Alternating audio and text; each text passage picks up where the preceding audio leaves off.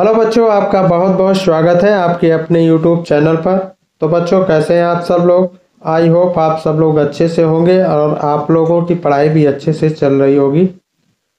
तो बच्चों, आज की इस वीडियो में क्लास 10th के इंग्लिश सप्लीमेंट्री रीडर के chapter 6 the making of a scientist by Robert W Peterson का पार्ट 3 हिंदी में डिस्कस करेंगे।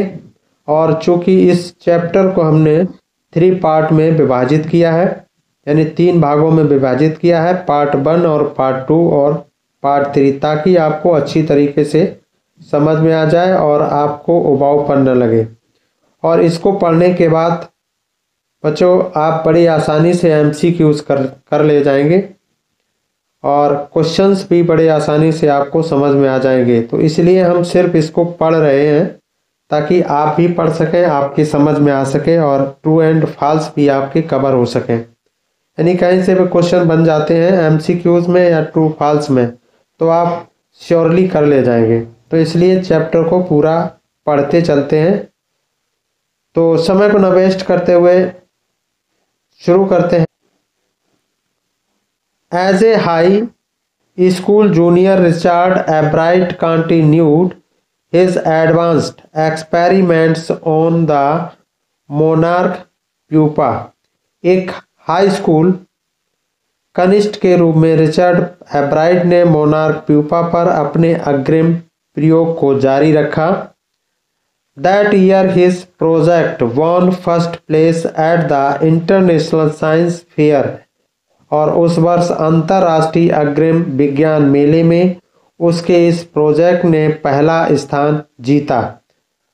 एंड और gave him another chance to work in the army laboratory during the summer. और गर्मियों के दौरान सेना की प्रयोगशाला में काम करने का मौका मिल गया। In his senior year he went a step further. अपने वरिष्ठ वर्ष में यानी बड़ी कक्षा में वह एक कदम और आगे बढ़ गया। He grew cells from a monarch's wing in a culture and showed that. और उसने मोनार्क तितली के पंख से कोशिकाओं को उगाया और दिखाया दैट की the cells would divide and develop into normal butterfly wing scales only। और दिखाया कि कोशिकाएं विभाजित हो जाती हैं। So the cells would divide, कोशिकाएं विभाजित हो जाती हैं and develop into normal butterfly wing scale only। और ये सामान्य तितली के पंख में विकसित हो जाती हैं only if they were fed the hormone from the gold spots। परंतु सिर्फ तभी विकसित होती हैं जब उन्हें उन सुनहरे धब्बों से मिलने वाले हार्मोन्स मिलें। That project won first place for zoology at the International Fair। इस प्रोजेक्ट ने अंतर्राष्ट्रीय मेले में प्राणी शास्त्र विभाग में प्रथम स्थान प्राप्त किया। He spent the summer after graduation doing further work at the army laboratory। और स्नातक करने के बाद उसने अपनी गर्मियां सेना के प्रयोगशाला में बिताई। And at the laboratory of the US department of agriculture. और अमेरिका के कृषि विभाग के प्रयोगशाला में काम करते हुए बिताई। The following summer after his freshman year eight Harvard university. और अगली गर्मियों में हार्वर्ड विश्वविद्यालय में डिग्री लेने के बाद Albright went back to the laboratory of the Department Agriculture। Degree लेने के बाद एब्राइट वापस कृषि विभाग की प्रयोगशाला में चला गया एंड और did more work on the hormone from the gold spots और सुनहरे धब्बों के मिलने वाली हार्मोन के ऊपर और अधिक कार्य किया। Using the laboratories sophisticated instruments, he was able to identify the hormones chemical structure और प्रयोगशाला में उच्च स्तरीय उपकरणों का प्रयोग करके यानी उच्च स्तरीय यंत्रों का प्रयोग करके वह हार्मोन के रासायनिक ढांचे को पहचानने में कामयाब हो गया था।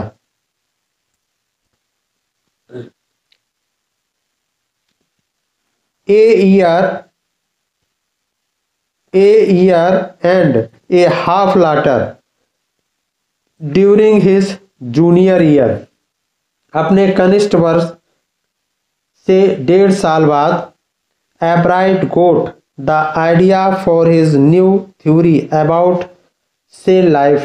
Albright को कोशिका जीवन का अपना नया सिद्धांत मिला। It came while he was looking at X-ray photos and of the chemical structure of a hormone। और यह विचार उसको तब मिला जब वह एक हार्मोन के रासायनिक ढांचे का एक्सरे फोटो देख रहा था।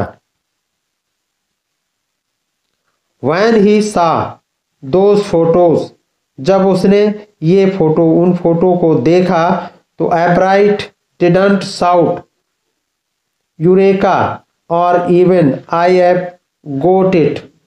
तो उन एक्सरे के फोटो को देखकर एब्राइट यूरेका या मुझे मिल गया ऐसा मुझे मिल गया आई हैव गोट इट मुझे मिल गया बट ही बिलीव्ड दैट लेकिन वह चिल्लाया नहीं बट ही बिलीव दैट लेकिन उसको विश्वास हो गया दैट की along with his finding about insect hormones कि उसके कीटों के हार्मोन की खोज के साथ the photos gave him the answer to one of biology's puzzles. यानी हार्मोन की खोजों के साथ उन तस्वीरों से जीव विज्ञान की एक अबूझ पहेली का जवाब दे दिया था। यानी एक जो अबूझ पहेली बनी हुई थी उसका भी जवाब दे दिया था कि कैसे कि how the cell can read the blueprint of its DNA कि कैसे एक कोशिका अपने डीएनए ब्लूप्रिंट यानी रूपरेखा को पढ़ लेती है। DNA is the substance in the nucleus of a cell that controls heredity. DNA किसी कोशिका की नाभि का एक पदार्थ होता है जो वंशक्रम को नियंत्रित करता है यानी वंशानुक्रम को नियंत्रित करता है। It determines the form and function of the cell. वह कोशिका के रूप में और क्रियाकलाप को तय करता है यानी वह कोशिका के रूप में क्रियाकलाप को तय करता है क्रियाकलाप को निश्चित करता है। Thus DNA is the blueprint for life। Thus DNA is the blueprint for life। इस प्रकार DNA जीवन का एक ब्लूप्रिंट होता है यानी जीवन की एक रूपरेखा होती है।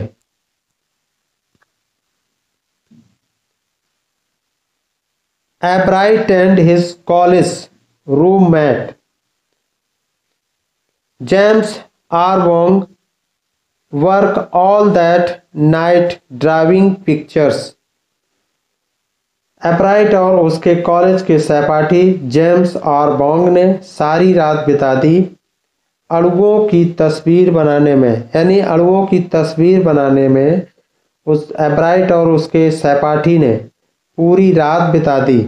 एंड और constructing plastic models of molecules to show how it could happen, और प्लास्टिक के मॉडल बनाने में यह दिखाने के लिए कि ऐसा कैसे हो सकता है। Together they later wrote the paper that explained the theory, और बाद में दोनों ने इकट्ठे लिखकर सिद्धांतों का विवरण दिया, यानी सिद्धांतों का विवरण किया। Surprising no one who knew him, Richard Albright graduated from Harvard with highest honors, second in his class of 1510। Richard एब्राइट ने विश्वविद्यालय में सबसे बड़े सम्मान के साथ अपने 1510 छात्रों की कक्षा में द्वितीय स्थान प्राप्त करते हुए जब स्नातक किया तो उसको जानने वाले बिल्कुल भी हैरान नहीं हुए। एब्राइट went on to become a graduate student researcher at Harvard medical school. एब्राइट बाद में हार्वर्ड मेडिकल स्कूल में एक स्नातक छात्र अनुसंधानकर्ता बन गया था। There he began doing experiments to test his theory। वहाँ पर उसने अपने सिद्धांत को परखने के लिए प्रयोग करने शुरू कर दिए।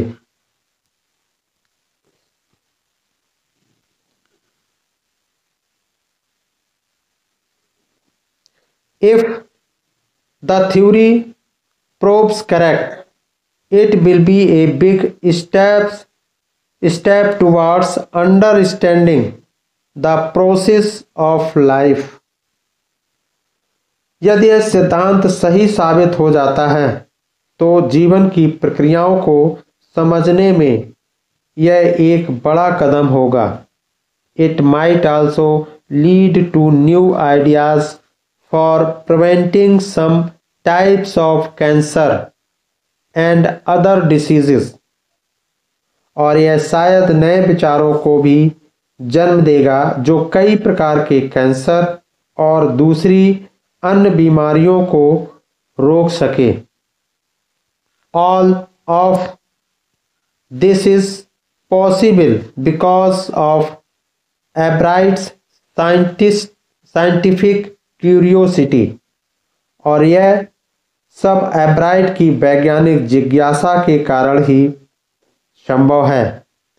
His high school research into the purpose of the spots on a monarch pupa eventually led him to his theory about cell life।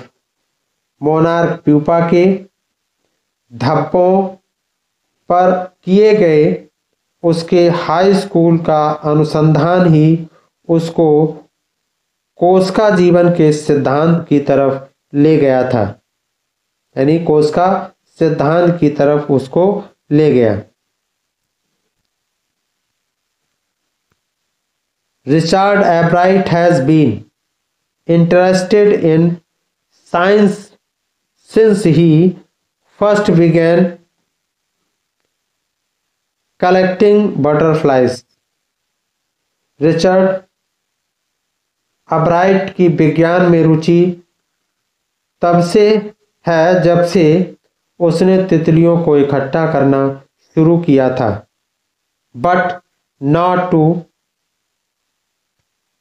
but not so deeply, लेकिन इतनी गहराई से नहीं, that he hasn't time for other interests, कि उसे दूसरी चीज़ों यानी दूसरी अन्य चीज़ों में भाग लेने का समय ही न मिले। एब्राइट also became a champion debater and public speaker and a good canoeist and all around outdoors person।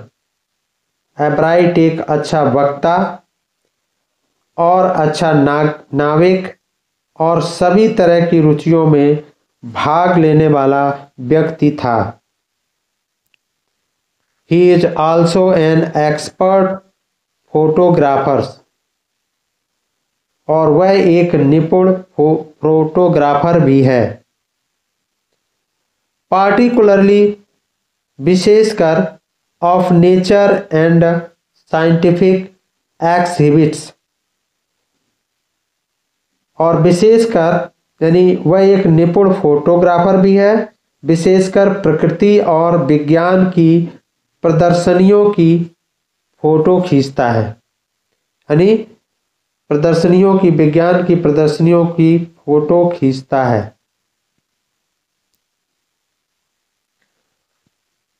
In high school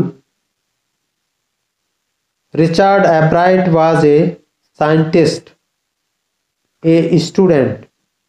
high school में रिचर्ड एक सीधा साधा विद्यार्थी था, यानी विज्ञान का यानी सीधा साधा विद्यार्थी था। बिकॉज क्योंकि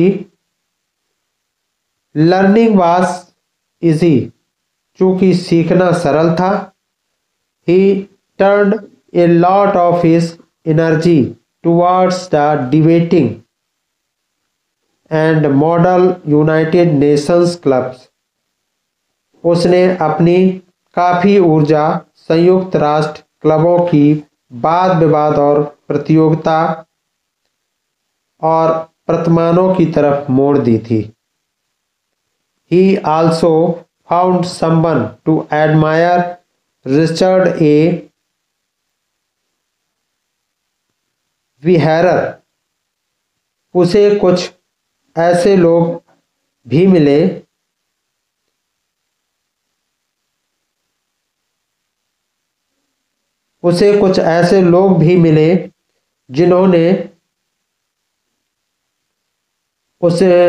जिनकी उसने प्रशंसा भी की, यानी जिसमें रिचर्ड ए वेरर थे।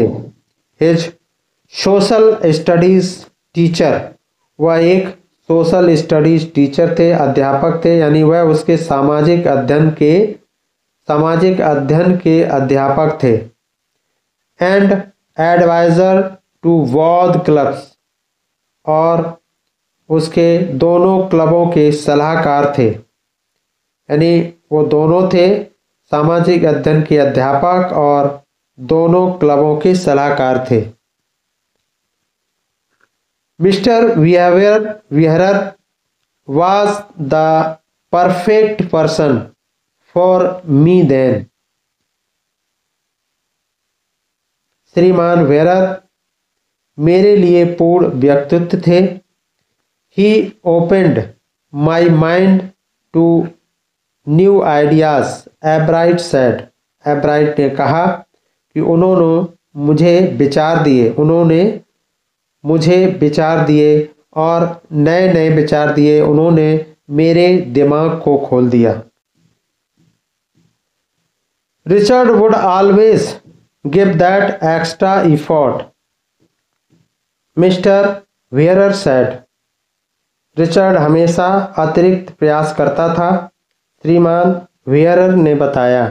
What pleased was me, here was this person। मुझे जो भी चीज़ अच्छी लगती थी, यहाँ वह एक ऐसा व्यक्ति था। Who put in 3 or 4 hours at night doing debate research besides doing all his research with butterflies and his other interests। यानी वहाँ वह एक ऐसा व्यक्ति था जो रात के 3 या 4 घंटे बाद वाद विवाद पर शोध करता था और अपनी बजाय के अतिरिक्त इसके अतिरिक्त वह अपनी तितलियों और अन्य कीटों पर किए जाने वाले शोध के साथ साथ अपने कीटों और तितलियों और अन्य कीटों पर किए जाने वाले शोध के साथ साथ वह वाद विवाद शोध के साथ साथ 3-4 घंटे तक वाद विवाद करता था।